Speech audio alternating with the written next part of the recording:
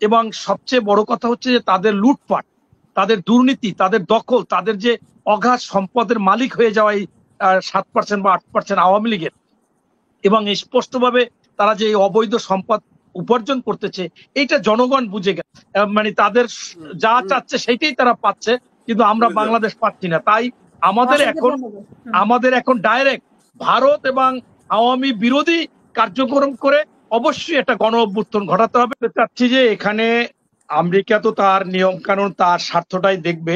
সেভাবে ওনারা কিন্তু সুশীল সমাজের সাথে যে আলাপ করেছে, তার মধ্যে সাংবাদিকদের হিসাবে নিয়েছিল মাহফুজ আনাম সাহেবকে, এবং আপনার মানবাধিকারের কর্মী হিসাবে নিয়েছিল নূর খানকে, আর জলবায়ু কর্মী সোহানুর রহমান, এবং শ্রম অধিকারের জন্য নিয়েছিল আপনার কল্পনা আক্তারকে।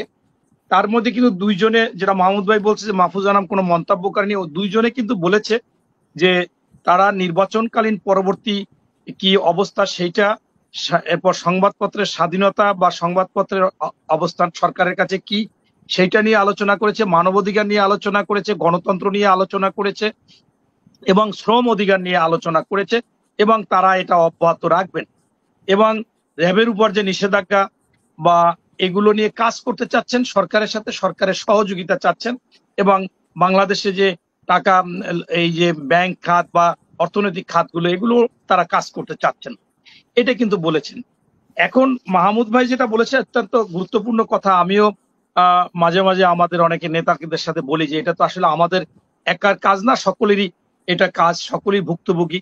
তারপরেও মাহমুদ ভাই আসলে এখন যে পর্যায়টা চলে গেছে, বিএনপির যে এতগুলো মামলা, এবং তারা বাড়িঘর ছাড়া, ব্যবসা ছাড়া, সেইগুলোকে আর ফিরিয়ে আনার মতো এই সরকার থাকা অবস্থায় তারা কখনো দিবে না। বরঞ্চ আমরা যদি এখানে আন্ডারগ্রাউন্ড হয়ে যাই বা অফ হয়ে যায়, আপনি তো আসলে আন্ডারগ্রাউন্ড বলেননি, আন্ডারগ্রাউন্ডের রাজনীতিটা আরো শক্তিশালী, আপনি বলেছেন অফ হয়ে যেতে। অফ হয়ে গেলে আসলে আমাদেরকে আরো তারা পেয়ে বসবে, সেটা আসলে করা সম্ভব না। এখন আমাদের আসলে যেটা করা দরকার, যে আমাদের শেষ একটি অবস্থা, যে বর্তমানে যে অর্থনৈতিক ধস, এবং সবচেয়ে বড় কথা হচ্ছে যে তাদের লুটপাট, তাদের দুর্নীতি, তাদের দখল, তাদের যে অগাধ সম্পদের মালিক হয়ে যাওয়া এই 7% বা 8% আওয়ামী লীগের, এবং স্পষ্টভাবে তারা যে এই অবৈধ সম্পদ উপার্জন করতেছে, এইটা জনগণ বুঝে গেছে। এখন জনগণ বুঝে গেলে এখন আমাদের এখানে ভারতকে আমাদের আর প্রাধান্য দিয়ে কোনো লাভ নাই। ভারত যে কোনো ভাবে, সে যারাই আসুক, তারাই এই আওয়ামী লীগকে রাখতে চাবে তাদের স্বার্থের জন্য, তাদের সুবিধার জন্য। অনেকে বলে, আমি দেখছি ব্যারিস্টার জিল্লুর রহমান আমাকে কালকেও টকশোতে এসে বলেছে যে ভারত বাংলাদেশকে দখল করে ফেলবে, এবং এইটা আপনার 30 সালের মধ্যে হবে। আমি এটা সম্পূর্ণ বিরোধিতা করতেছি, এই জন্য যে কখনো ভারত এইটা আমরা দিলেও নিবে না। আর যদি সেটা নিতে যায়, তাহলে ওনার চায়না ওনাকে দখল, আক্রমণ করবে, পাকিস্তান আক্রমণ করবে, কাশ্মীর, ত্রিপুরা, মানে বহুত সমস্যা, সেটা হবে না।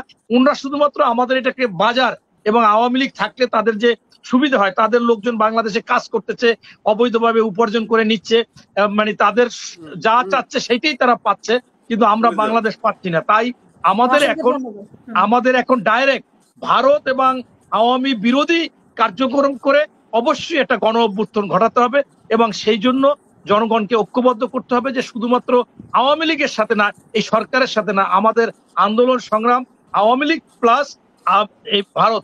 আমরা কিন্তু সফল হয়েছি পণ্য বয়কটে। বিশ্বাস করেন না করেন, আমি প্রায় 20-25টা দোকানে গিয়েছি এই ঈদের পরে। তাদের একজনে বলছে, কালকে বলছে যে আমার 3 কোটি টাকার মাল একটাও চলেনি ভারতের। এবং আমিও আমার স্ত্রীকে নিয়ে, আমার মেয়ের জন্য, আমার ওয়াইফের জন্য ড্রেস কিনতে গিয়েছিলাম, পাকিস্তানি ড্রেস কিনেছি, কিন্তু ভারতের ড্রেস কেনা হয় না, তারাই পছন্দ করেছে। এটা কিন্তু আসলে মানুষ বুঝতে পেরেছে যে ভারত আমাদের বন্ধু না, এবং ভারতকেও আমরা বয়কট করতে হবে। যদি আমরা সেটা সফলভাবে পারি, তাহলে গণ অভ্যুত্থান আমাদের সফল হবে। ধন্যবাদ।